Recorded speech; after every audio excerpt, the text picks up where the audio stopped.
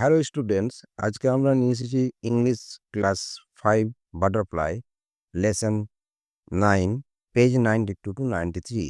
এটা তোমাদের থার্ড সেমিস্টারের জন্য অর্থাৎ তৃতীয় পার্বিক মূল্যায়নের জন্য এটা সিলেবাস।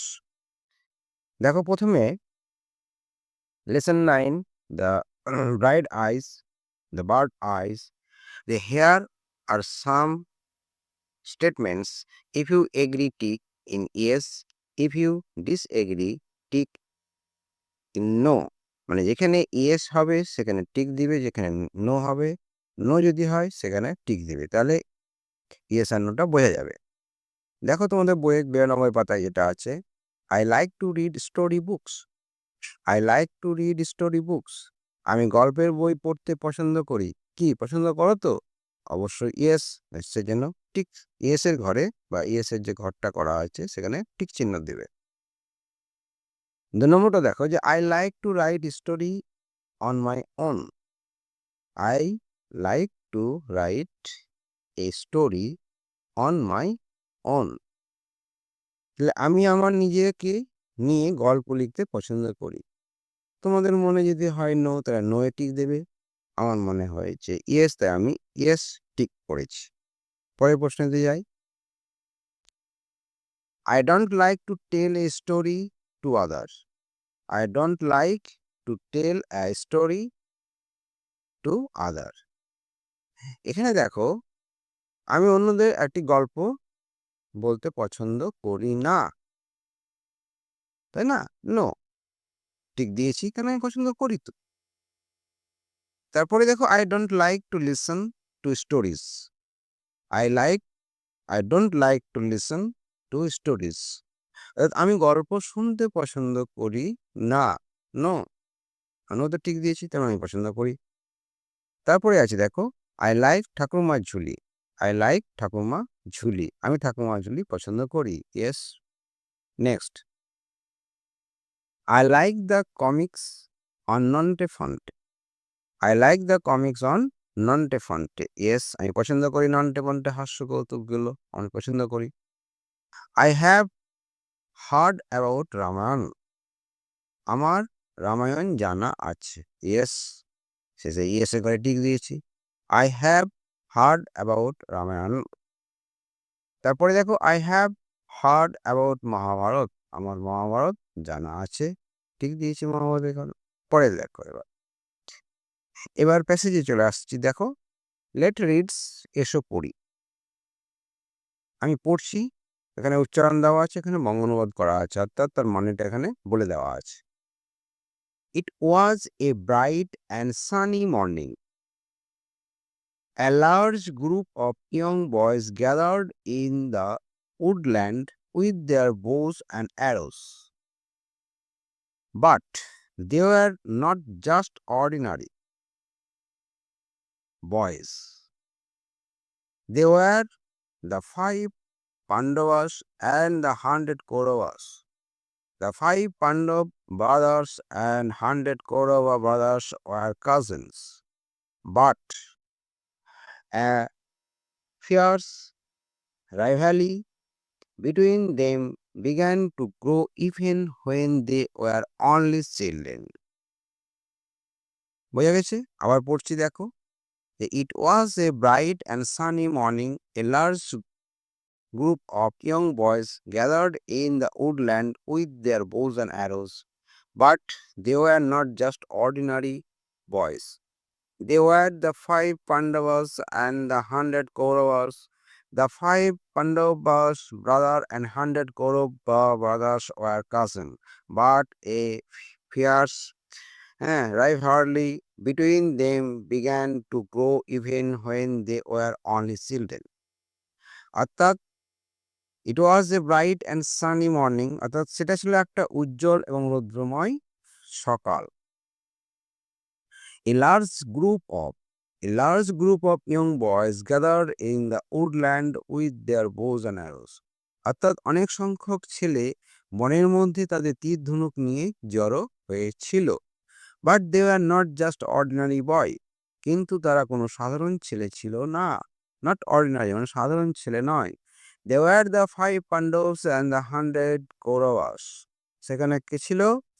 তারা ছিল ৫ পাণ্ডব এবং ১০০ Kauravas. The 5 Pandavas brother and 100 Kauravas brothers were cousin.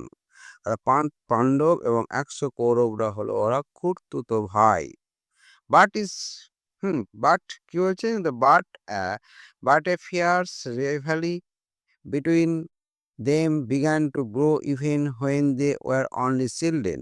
কিন্তু বাল্যকাল থেকে তাদের মধ্যে একটা ভয়াবহ প্রতিদ্বন্দ্বিতা গড়ে উঠেছিল। বোঝা গেছে? এটা তোমরা পড়বে, উচ্চারণে যদি সমস্যা হয় তাহলে এখানে দেখে নেবে, পড়বে।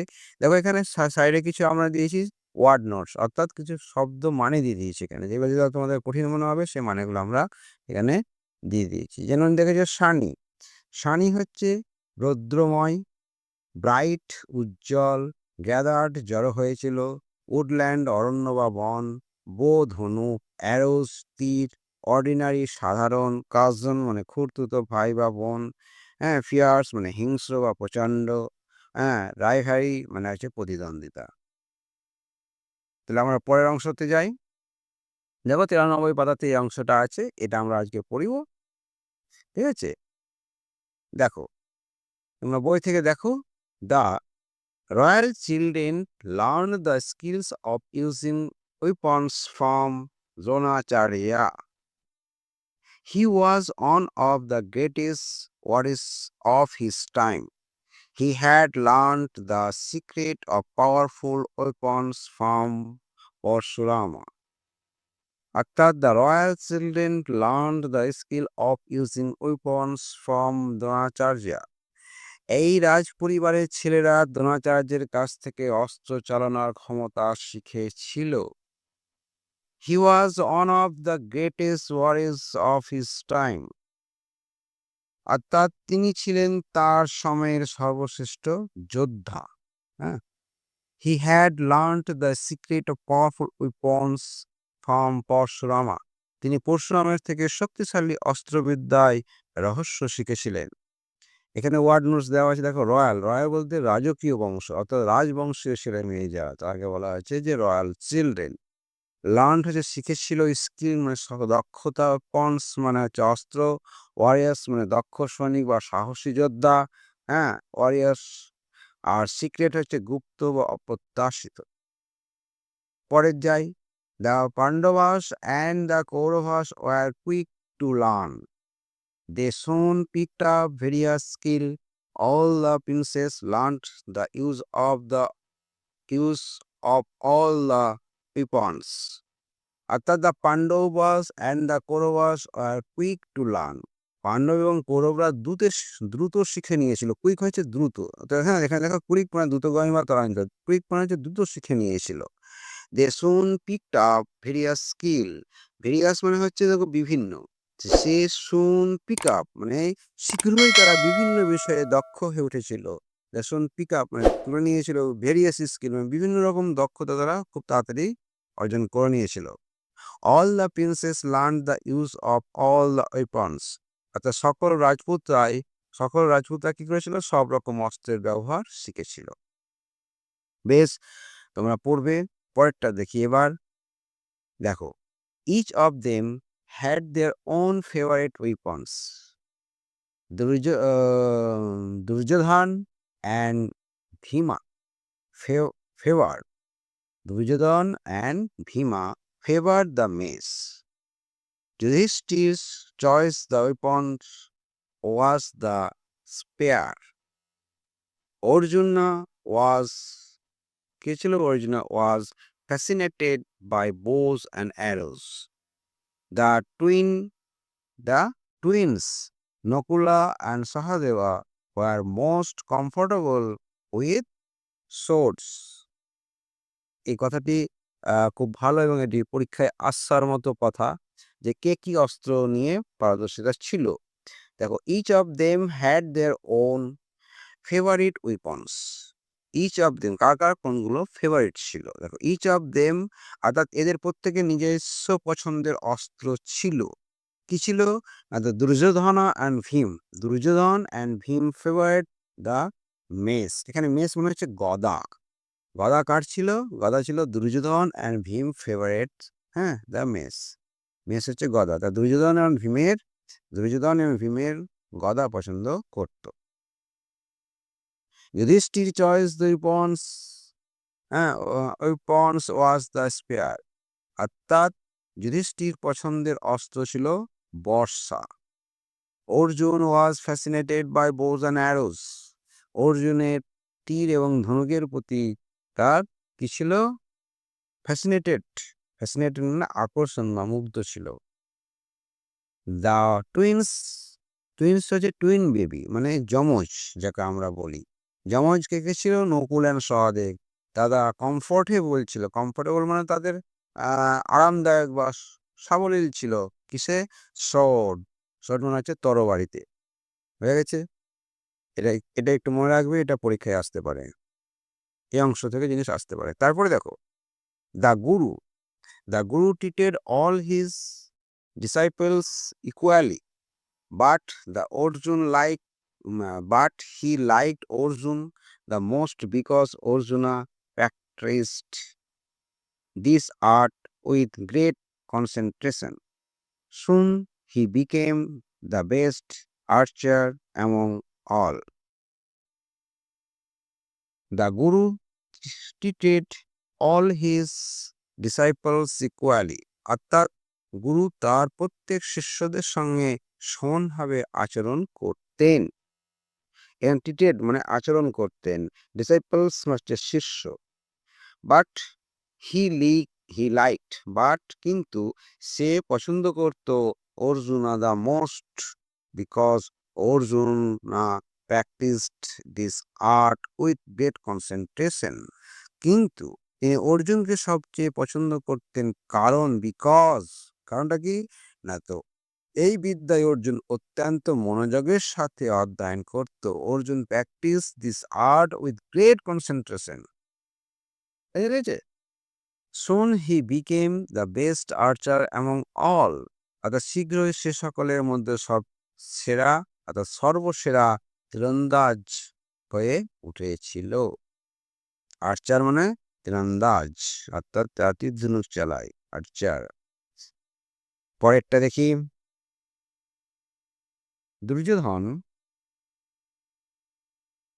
Duryodhan and his brother Dushashan did not like this at all. Silently, a feeling of dislike